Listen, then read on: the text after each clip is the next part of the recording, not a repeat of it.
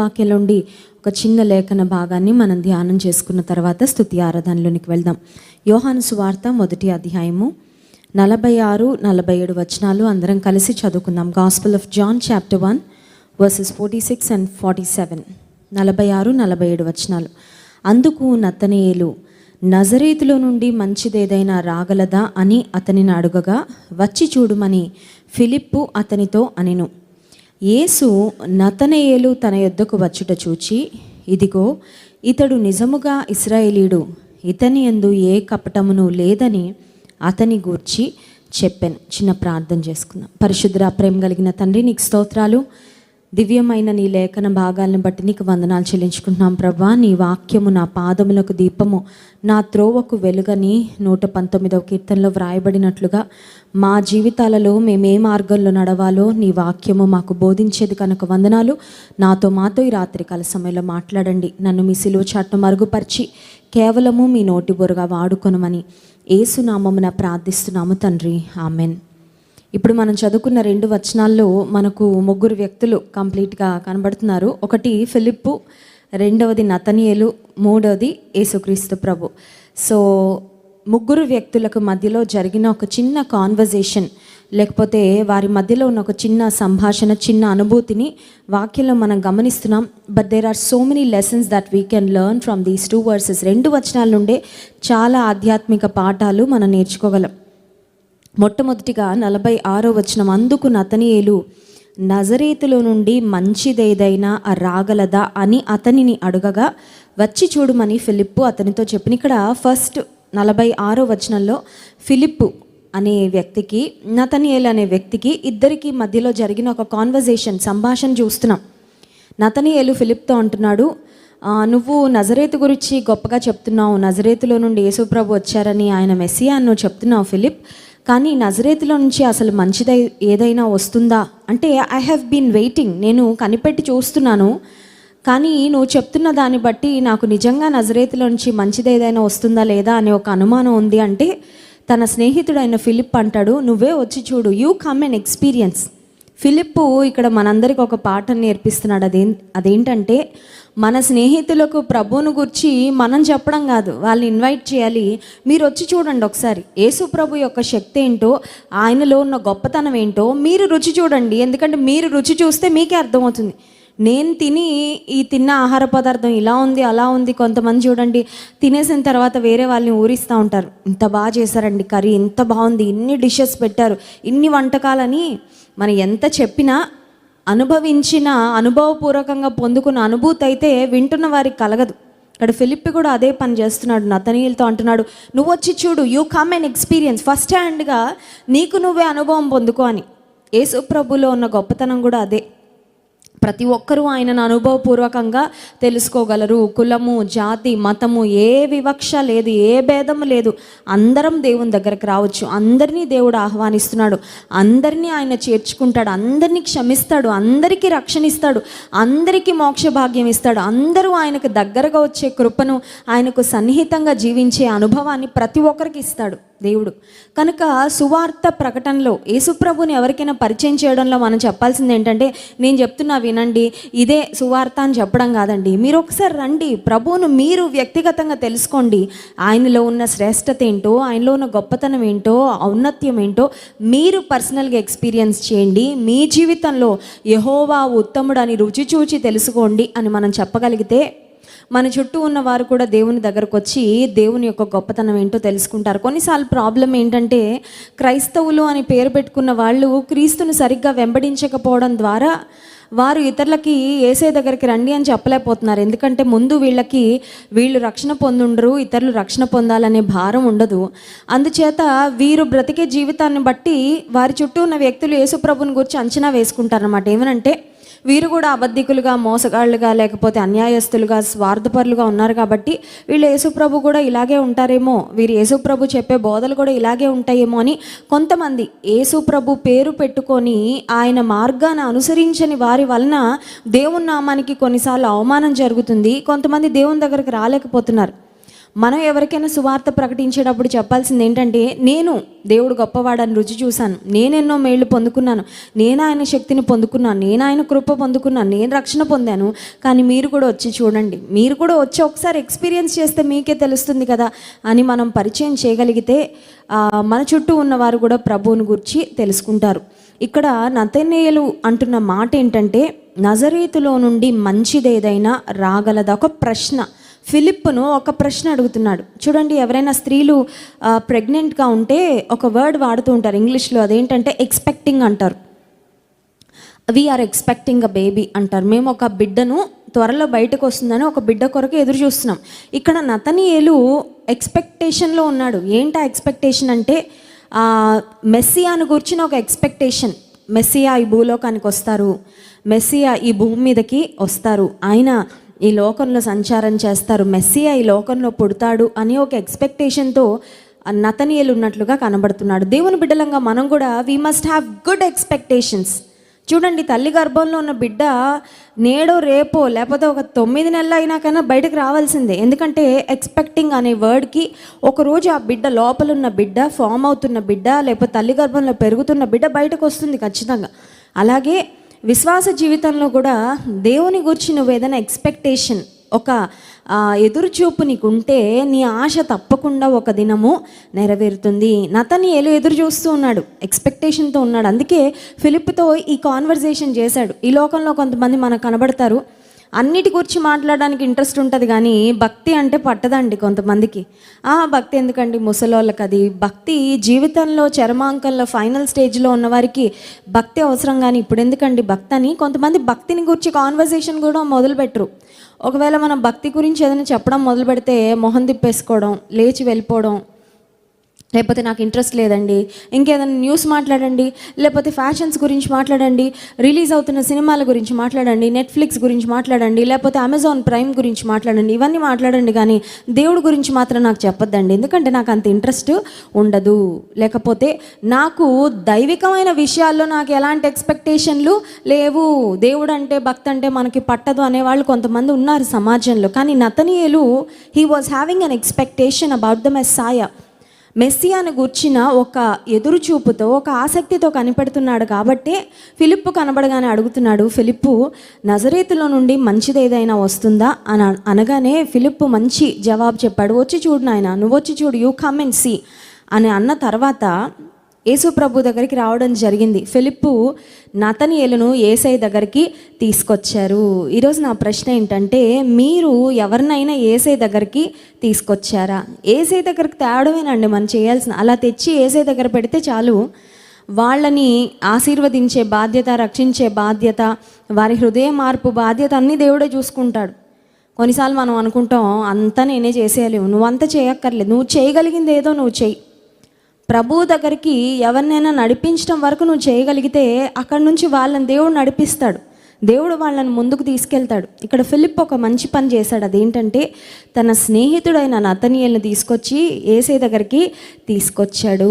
మనము ఇతరులకు మార్గదర్శకంగా ఉండాలి. చాలామంది వ్యక్తులను, వారి స్నేహితులను తప్పుదో పట్టించే వాళ్ళు ఉంటారు. రాంగ్ థింగ్స్ వైపుకు, తప్పుడు విషయాల వైపుకు మళ్ళించేవారు, వాళ్ళ నష్టాలకు చాలామంది కారకులు అవుతూ ఉంటారు. యేసుప్రభు దగ్గరకు వస్తే ఎవరు నష్టపోరు, మేలే. యేసుప్రభు దగ్గరకు వస్తే ఈ లోకంలోనే కాదు, మేలు నిత్యత్వంలో కూడా వారికి మేలు జరుగుతుంది. ఒక మేలైన మార్గంలోకి ఇతరులను నడిపించడానికి మనం ఆసక్తి ఎందుకు చూపించడం లేదు? కొన్నిసార్లు మన స్వంత పనుల మీద ఉన్న ఆసక్తి దేవుని పనుల మీద మనకి ఉండదు. స్వంత కార్యాల్లో చూపించే ఆసక్తి దేవుని కార్యాలలో కొన్నిసార్లు మనం చూపించాం. ఇక్కడ ఫిలిప్పు దేవుని పనిలో వాడబడ్డాడు. నతనీయేలుని యేసయ్య దగ్గర తీసుకొచ్చిన తర్వాత ఇప్పుడు నతనీయేలుకు యేసయ్యకి మధ్యలో సంభాషణ జరుగుతుంది. చూసారండి, మన స్నేహితులను మనం దేవునికి కనెక్ట్ చేయగలిగితే దేవుడే వారితో మాట్లాడతాడు, వారు కూడా దేవునితో మాట్లాడతారు. హల్లెలూయా. మన బిడ్డల్ని కూడా మనం అదే నేర్పించాలి. తల్లిదండ్రులుగా అన్నీ మాతో మాట్లాడకపోయినా పర్వాలేదు, యేసయ్యకి మాత్రం ఖచ్చితంగా చెప్పుకోండి, దేవుని మీద మాత్రం ఖచ్చితంగా ఆధారపడండి, విశ్వాసాన్ని మాత్రం మీ జీవితంలో కలిగి ఉండండి. నీవు నిజంగా ఎవరినైనా ప్రేమిస్తుంటే వారికి నీవు చేయగలిగిన గొప్ప మేలు ఏంటంటే వాళ్ళని యేసయ్యకు కనెక్ట్ చేయడం. హల్లెలూయా. నీకు కనెక్ట్ చేసుకొని ఎల్లకాలం నేనే ఉంటాను, నేనే సపోర్ట్ చేస్తానని కొన్నిసార్లు అలా అంటే నడవదండి. నీ స్నేహితులనైనా, నీ బంధువులనైనా, నీ బిడ్డలనైనా నువ్వు యేసయ్యకు కనెక్ట్ చేయగలిగితే యేసయ్య వారి నీ జీవితకాలం అంతా నడిపిస్తారు. ఇప్పుడు నతనీయేలును ఫిలిప్పు యేసయ్య దగ్గర తీసుకొచ్చిన తర్వాత యేసు ప్రభు నతనీయేలుతో మాట్లాడుతున్నారు. అక్కడ జరిగిన కాన్వర్జేషన్ చూడండి, 47వ వచనం. యేసు నతనీయేలు తన యొద్దకు వచ్చుట చూచి, ఇదిగో ఇతడు నిజముగా ఇశ్రాయేలీయుడు, ఇతని యందు ఏ కపటమును లేదని అతని గూర్చి చెప్పెను. నతనీయేలు వస్తానే ఉన్నాడు. యేసయ్య నతనీయేలును గూర్చి ఒక అద్భుతమైన మాట, దీన్ని ఏమంటారంటే సాక్ష్యము అంటారు. A good testimony. నతనీయేలుకు ఎంత ఆస్తుందో నాకు తెలియదండి, నతనీయేలు యొక్క కుటుంబ నేపథ్యం ఏంటో నాకు తెలీదు, కానీ నతనీయేలు మాత్రం స్పిరిచువల్గా గొప్ప ఆస్తిపరుడని చెప్తాను, గొప్ప వ్యక్తి. ఎందుకంటే యేసయ్య దగ్గర గొప్ప సాక్ష్యాన్ని పొందుకున్నాడు నతనీయేలు. హల్లెలూయా. 3 రకాల సాక్ష్యాలు ఉంటాయి. ఒకటి, మన జీవితంలో దేవుడు చేసిన కార్యాలను మనం చెప్పుకునే సాక్ష్యం. కొన్నిసార్లు మనకి సాక్ష్యం చెప్పాలంటే అన్నీ మాట్లాడడానికి ధైర్యం ఉంటుంది, కానీ సాక్ష్యం చెప్పడానికి ధైర్యం ఉండదు, సాక్ష్యం చెప్పడానికి మనసు ఉండదు. కొంతమంది సాక్ష్యం చెప్పాలంటే మైక్ ఉంటేనే చెప్తానండి, లేకపోతే ఎవరికి చెప్పని సాక్ష్యం అంటారు. సాక్ష్యం ఎప్పుడైనా పంచుకోవచ్చు, ఎక్కడైనా పంచుకోవచ్చు, ఎవరితో అయినా పంచుకోవచ్చు. దేవుడు నీ జీవితంలో చేసిన కార్యాలను గురించి నువ్వు వివరించాలనే మనసు ఉండాలి, కానీ ఒక మనిషి అయినా దొరక్కపోతారా? మన జీవితంలో దేవుని గురించి, దేవుడు చేసిన కార్యాలను గురించి చెప్పడం మనం చెప్పే మన స్వీయ అనుభవం నుండి వచ్చే సాక్ష్యం మొదటిది. రెండవది, మన చుట్టూ ఉన్నవారు మన గురించి చెప్పే సాక్ష్యం. ఉద్యోగ స్థలంలో మన తోటి ఎంప్లాయీస్, మన తోటి పనిచేసేవారు, ఈ వ్యక్తి ఇలాంటి అతనండి, చాలా నిజాయితీగా ఉంటాడు, చాలా సిన్సియర్గా ఉంటాడు, ఆఫీస్లో నమ్మకంగా పనిచేస్తాడు, ఇతరులకు సహకారంగా ఉంటాడు, చాలా దయగలిగిన వ్యక్తి, చాలా సపోర్టివ్గా ఉంటాడు, చక్కగా పలకరిస్తాడు, మంచి చిరునవ్వు అతని ముఖంలో ఉంటుంది. సో ఇది మన చుట్టుప్రక్కల ఉన్నవారు, లేకపోతే ఫ్యామిలీ మెంబర్స్, ఇరుగు పొరుగు వారు మన గూర్చి చెప్పే సాక్ష్యం. అది రెండవది. మూడవది అత్యంత ప్రాముఖ్యమైనది ఏంటంటే దేవుడు మన గూర్చి చెప్పే సాక్ష్యము. The testimony that we get from God. దేవుడు ఒక వ్యక్తిని గూర్చి సాక్ష్యం, దేవుడు ఒక వ్యక్తిని గూర్చి సాక్ష్యం ఇచ్చారంటే అది 100% కాదు, 200% పర్ఫెక్టే. అది అందులో తేడాలు కానీ ఎవరో చెప్తే విని దేవుడు మన గురించి సాక్ష్యం ఇవ్వరండి, ఆయనే స్వయాన గమనించి మార్కులేసి చెప్తారు. ఇక్కడ నతనీయేలు అనే వ్యక్తి చాలా గొప్ప వ్యక్తి, బ్లెస్డ్ అని చెప్తాను నేను, ఆశీర్వదించబడిన వ్యక్తి. ఎందుకంటే యేసయ్య ద్వారా ఒక మంచి సాక్ష్యాన్ని పొందుకున్నాడు. అప్పటికి అసలు యేసయ్యను నతనీయేలు ఎప్పుడు కలుసుకోలేదు. That was the very first time. యేసుప్రభు ఇలా నతనీయేలు ఫిలిప్ నడుచుకుంటూ వస్తుండగానే యేసుప్రభు నతనీయేలు గురించి చెప్పేశాడు. యేసుప్రభు జీవించిన 33.5 సంవత్సరాల ఆయన జీవిత కాలంలో ఆయన చేసిన కొన్ని కార్యాలు ఖచ్చితంగా ఆయన దైవ కుమారుడు, దేవుడే మనిషిగా ఈ లోకానికి వచ్చాడు అనడానికి ఆయన చేసిన అనేకమైన కార్యాలు గొప్ప నిదర్శనాలుగా ఉంటే వాటిలో ఇదొకటండి. ఈ వ్యక్తిని ఎప్పుడు కలుసుకొని యేసయ్య ఈయన్ని గురించి ఎలా చెప్పగలిగారు అంటే, బికాజ్ జీసస్ ఇస్ గాడ్. యేసుక్రీస్తు ప్రభు దేవుడు కాబట్టి ఒక మనిషిని కలవక ముందే, ఒక మనిషితో ఆయన వచ్చి మాట్లాడక ముందే ఆ మనిషి యొక్క పుట్టుపూర్వత్రాలు, స్థితిగతులు, భవిష్యత్తు అన్నీ ఆయన ఎరిగినవాడు. సో నతనీయేలును గురించి దేవుడిచ్చిన సాక్ష్యము ఒక మంచి సాక్ష్యము, గుడ్ టెస్టిమనీ. దేవుడు చెప్పిన ఆ మంచి సాక్ష్యం ఏంటంటే, ఇదిగో ఇతడు నిజముగా ఇశ్రాయేలు, హీ ఈజ్ ట్రూలీ అన్ ఇజ్రాయెలైట్. పాత నిబంధన గ్రంథంలో మనకు తెలుసు, ఇశ్రాయేలీలకు మూల పితరులు అంటారు 3 వ్యక్తులు, అబ్రహాము, ఇస్సాకు, యాకోబు. ఇశ్రాయేలీలకు ప్రాముఖ్యంగా యూదులకు వారు మూల పితరులు, పేట్రియార్క్స్ అని పిలుస్తారు. యూదులు చాలా హై రెస్పెక్ట్ వారికి ఇస్తారు, ఉన్నతమైన గౌరవాన్ని, ఉన్నతమైన స్థానాన్ని వారికి ఇస్తూ ఉంటారు. అబ్రహాము, ఇస్సాకు, యాకోబు.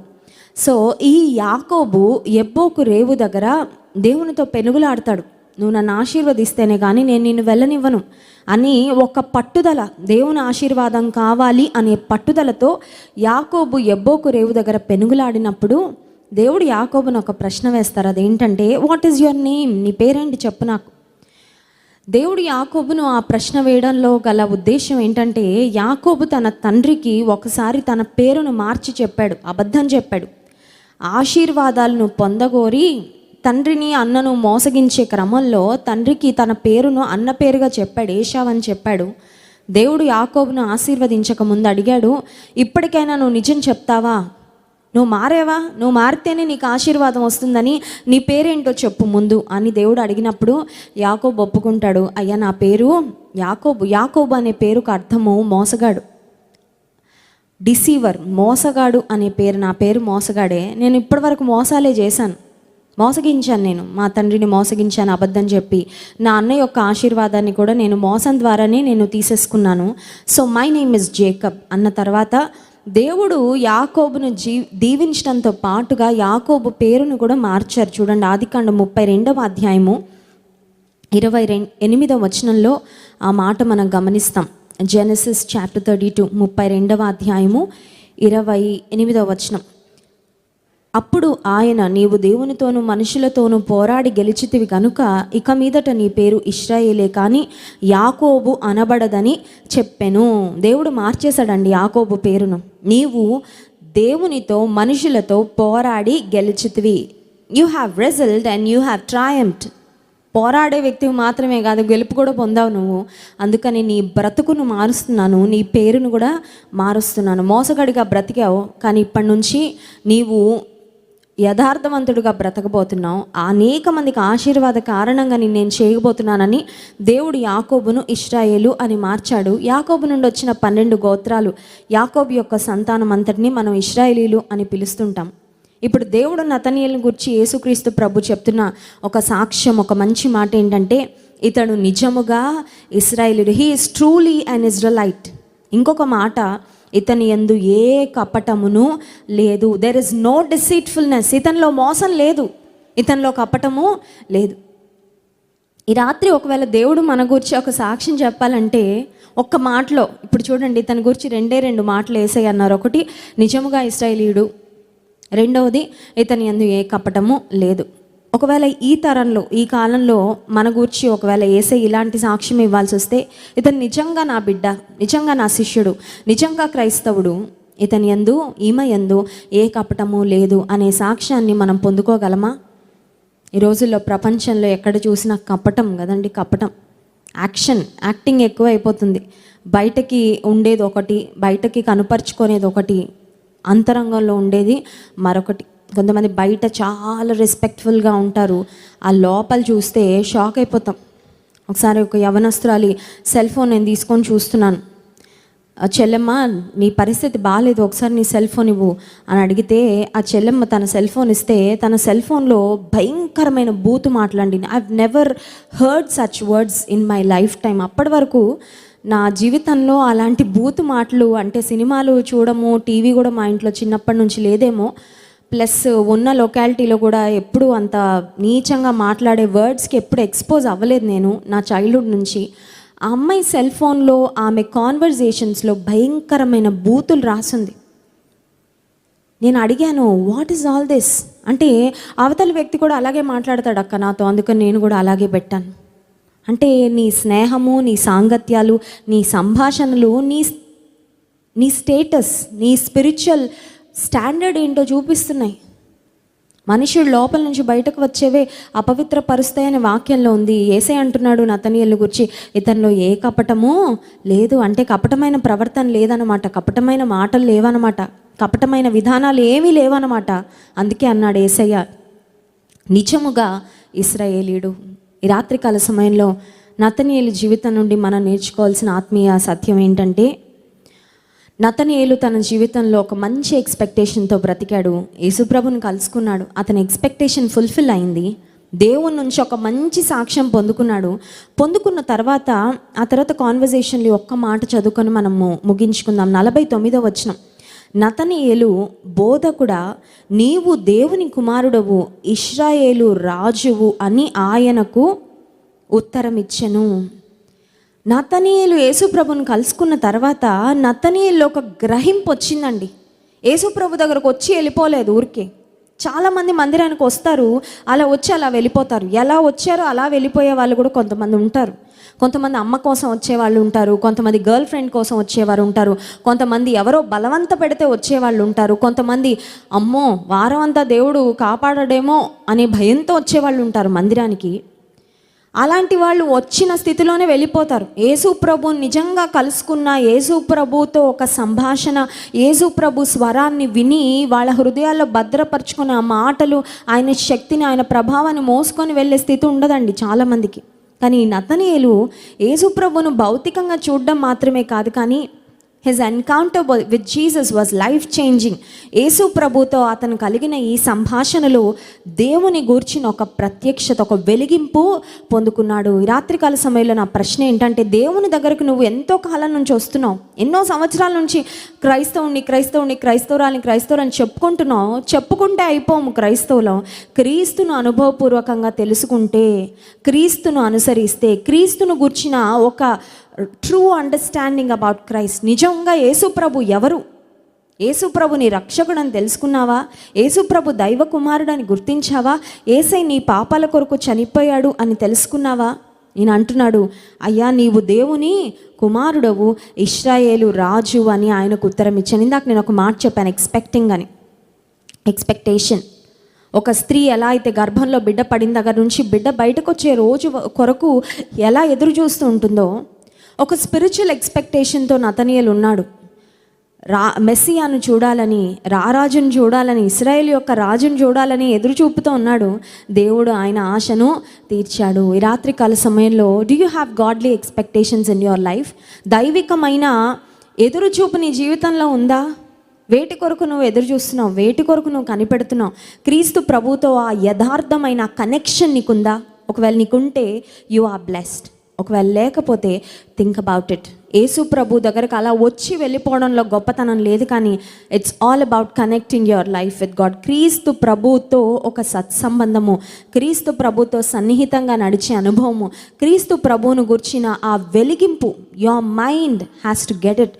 నీ హృదయంలో, నీ మనసులో సంపూర్ణమైన గ్రహింపు వచ్చినప్పుడే నీవు రక్షణ పొందినట్లు, దీవించబడినట్లు, దేవుని గూర్చి, దేవుని నుండి ఎలాంటి సాక్ష్యాన్ని మనం పొందుకుంటామో కూడా ఒకసారి ఆలోచిద్దాం. ఒకవేళ నతనయేలు వంటి మంచి సాక్షి, నిజంగా క్రైస్తవుడు, నిజంగా నా బిడ్డ, truly a child of God అనే సాక్ష్యం మనం పొందుకుంటే, నేను అనుకుంటాను ఈ లోకంలో ఉన్న ఆస్తిపాస్తులు అన్నిటికంటే దేవుని నుంచి పొందుకునే ఆ సాక్ష్యము అది ఎంతో గొప్ప విలువ, ఆశీర్వాదము. నతనయేలు వలె దేవుని గూర్చిన అనుభవ జ్ఞానంలో, దేవుని గూర్చిన ఒక రెవల్యూషన్లో దేవుని నుండి ఒక మంచి సాక్ష్యాన్ని మనం పొందుకున్నట్లు దేవుడు తన కృపను మనకు అనుగ్రహించును గాక.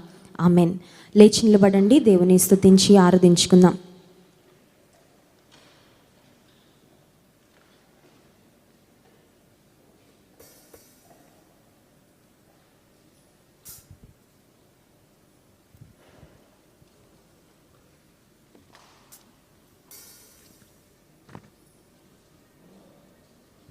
హల్లెలూయా, స్తోత్రం యేసయ్య అనే పాట పాడుతూ దేవుని నామాన్ని మహింపరుద్దాం.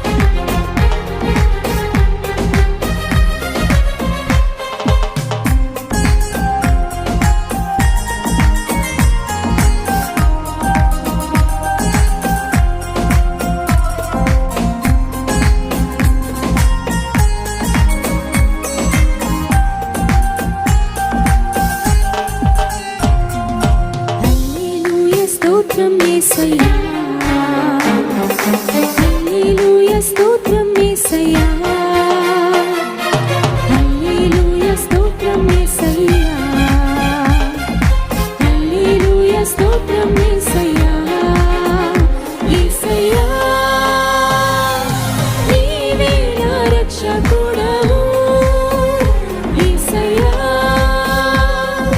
నీవే నా సృష్టికర్తవు,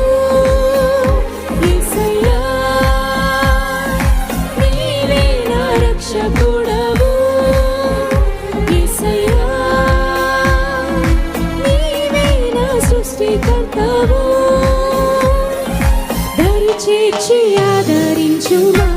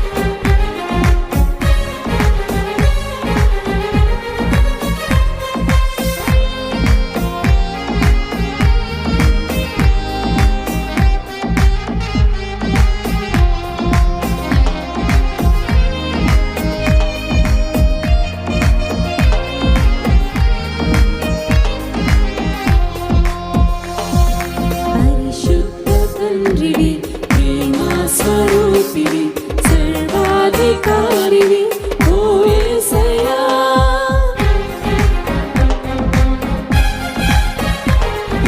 పరిశుద్ధ తండ్రివి ప్రేమ స్వరూపివి సర్వాధికారివి ఓ యేసయ్యా. కరుణించి కాపాడుమా ఓ యేసయ్యా, కరుణించి కాపాడుమా, కరుణించి కాపాడుమా ఓ యేసయ్యా, కరుణించి కాపాడుమా. యేసయ్యా నీవే నా రక్షకుడవు, యేసయ్యా నీవే నా సృష్టికర్తవు, యేసయ్యా నీవే నా రక్షకుడవు, యేసయ్యా నీవే నా సృష్టికర్తవు. దయచేసి ఆదరించుమా ఓ యేసయ్యా, దయచేసి ఆదరించుమా,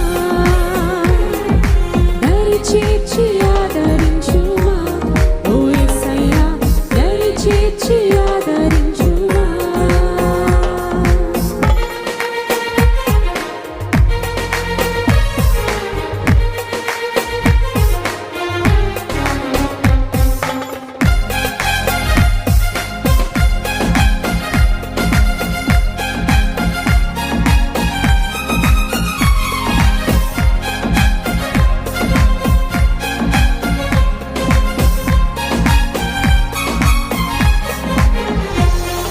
స్తుతులకు పాత్రుడా స్తుతించి కీర్తింతుం, కొనియాడి పొగడెదం ఓ యేసయ్యా.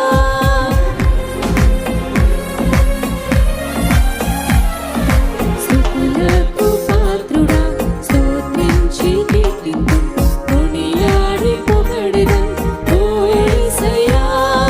కృప చూపి నడిపించుమా ఓ యేసయ్యా, కృప చూపి నడిపించుమా, కృప చూపి నడిపించుమా ఓ యేసయ్యా, కృప చూపి నడిపించుమా. యేసయ్యా నీవే నా రక్షకుడవు, యేసయ్యా నీవే నా సృష్టికర్తవు, యేసయ్యా నీవే నా రక్షకుడవు, యేసయ్యా నీవే నా సృష్టికర్తవు. దయచేసి ఆదరించుమా ఓ యేసయ్యా, దయచేసి ఆదరించుమా, దయచేసి ఆదరించుమా ఓ యేసయ్యా, దయచేసి ఆదరించుమా. We praise you, Lord. We praise you and worship you, Almighty God. Praise you and worship you. Hallelujah, amen. Oh Messiah, amen, hallelujah. హల్లెలూయా. విశ్వాస జీవితంలో దేవుని మీద ఎంత ఎక్కువ ఆధారపడతామో అంత ఎక్కువ దేవుడు సహాయం చేస్తాడండి. కొన్నిసార్లు అనుకుంటాం అన్ని విషయాలకు ఆధారపడాలా దేవుని మీద, కొన్ని భారాలు నేనే మోసుకుందాంలే, కొన్ని మాత్రం దేవునికి ఇద్దాం అనుకుంటాం. Why do you want to become burdened? కొన్ని భారాలు మనం ఎందుకు మోయాలి? అన్ని భారాలు తీసివేయడానికి, అన్ని భారాలు మోయడానికి దేవుడు సిద్ధంగా ఉన్నప్పుడు. ఒక చంటి బిడ్డను చూడండి, బరువంతా తల్లి మీద వేసేస్తారు. చిన్నపిల్లలు మా లగేజ్, మా పాల బాటిల్, మా సామాన్లు, మా స్ట్రాలరు, మా సామానని మేము మోసుకోవాలని వాళ్ళు అనుకోరు. ఒక చంటి బిడ్డ తల్లి మీద, తండ్రి మీద పరిపూర్ణంగా ఆధారపడుతుంది. ఇంకా తల్లి మీదే వారి నమ్మకం. నా తండ్రి చేతిలో ఉన్నానంటే, నా తల్లి చేతిలో ఉన్నానంటే నేను సురక్షితంగా ఉంటాను, నాకు అన్నీ చూసుకుంటారు, ఏం పర్వాలేదు. తండ్రి ఇలా ఆకాశంలోకి ఎగిరేసిన ఆ బిడ్డ మనసులో టెన్షన్ కానీ, పడిపోతానేమో, తల పగిలిపోద్దేమో, కాళ్ళు ఇరిగిపోతే ఏ ఫీలింగ్ ఉండదండి. హ్యాపీగా నవ్వుతా కేరింతలు కొడుతూ ఉంటారు. ఎందుకంటే ఆ బిడ్డకు తెలుసు నా తండ్రి నన్ను పట్టుకుంటాడు. This is just something that my dad is doing to make me happy. నన్ను సంతోషపెట్టడానికి చేస్తున్నాడు. కొన్నిసార్లు దేవుని మీద పరిపూర్ణంగా ఆధారపడినప్పుడు కొన్నిసార్లు అలా గాల్లో వదిలేసినట్టు దేవుడు అనిపిస్తుంది. గాల్లో వదిలేసి పడేస్తాడా నిన్ను? నీ కాళ్ళు చేతులు ఇరిగిపోయేలా చేస్తాడా? లేకపోతే నిన్ను ఇతరులు చూసి నవ్వుల పాలయ్యేటట్లు దేవుడు చేస్తాడా? చేయడు.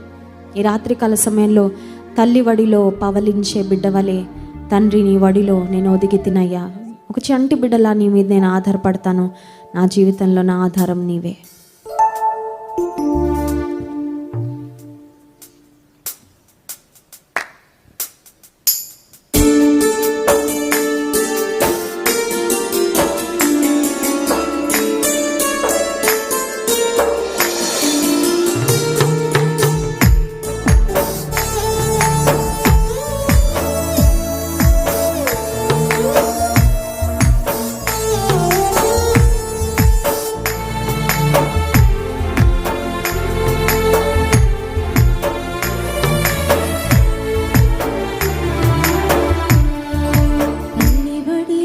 పవళించి బిడ్డవలే తండ్రి నీ వడిలోనే ఒదిగి తినయ్యా.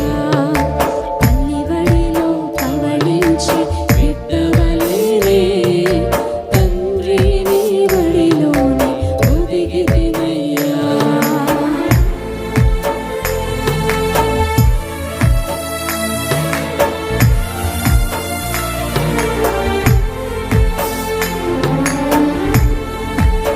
నీలో ఉంటే, నీ దగ్గర ఉంటే వేదన, శోధన, భయము లేదయ్యా. నన్ను అనుక్షణం నడిపేవాడు నీవే యేసయ్యా.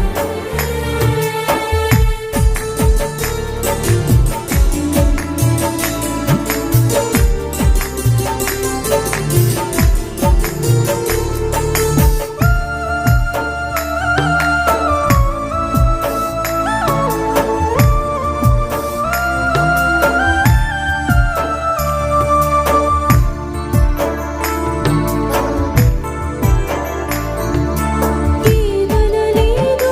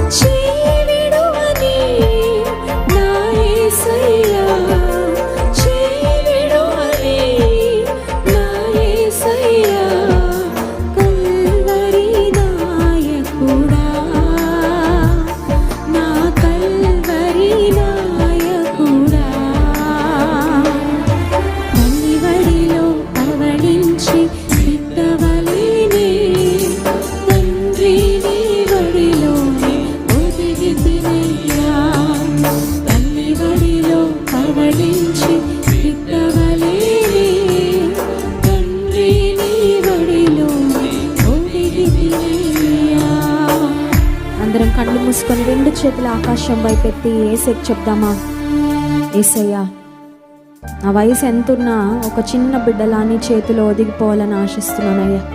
నా పోషణ, నా సంరక్షణ, నా ఆరోగ్యము, నా కుటుంబము, నా బిడ్డలు, నా భవిష్యత్తు, మా ఆర్థిక స్థితిగతులు అన్నీ నీ చేతిలో పెడుతున్నానయ్యా. నేను నమ్ముతున్నా ప్రభువా, నీ చేతులకు నన్ను నేను అప్పగించుకుంటే నా ప్రతి పరిస్థితి కూడా నేను చూసుకుంటావని.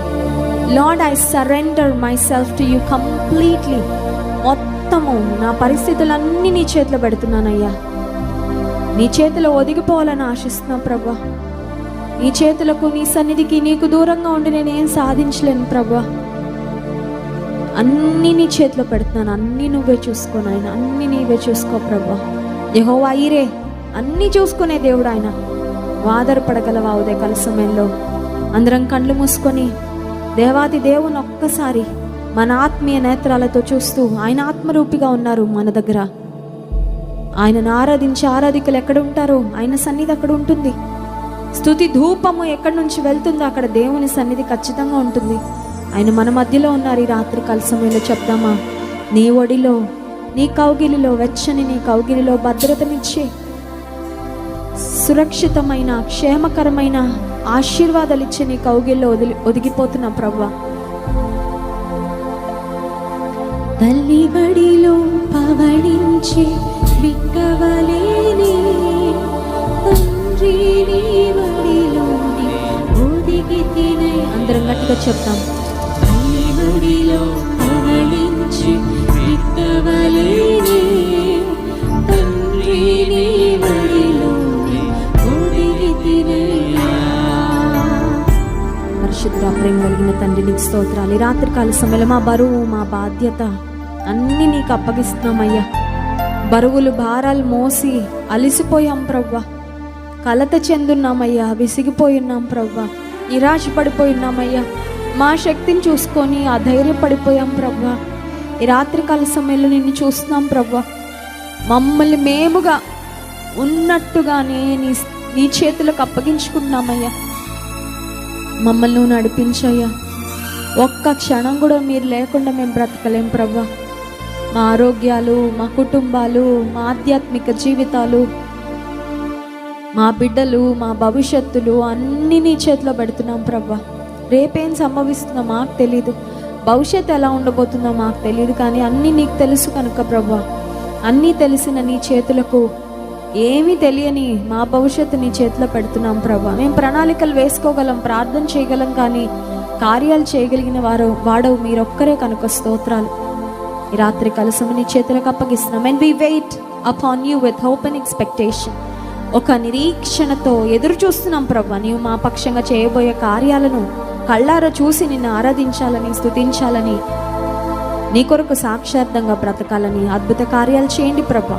నతనయేలు ఒక మంచి ఆశతో కనిపెట్టాడు, అతని ఆశ తీర్చావు నాయన. ఈ రాత్రి కలసం మంచి ఆశలు మాకు ఇవ్వండి.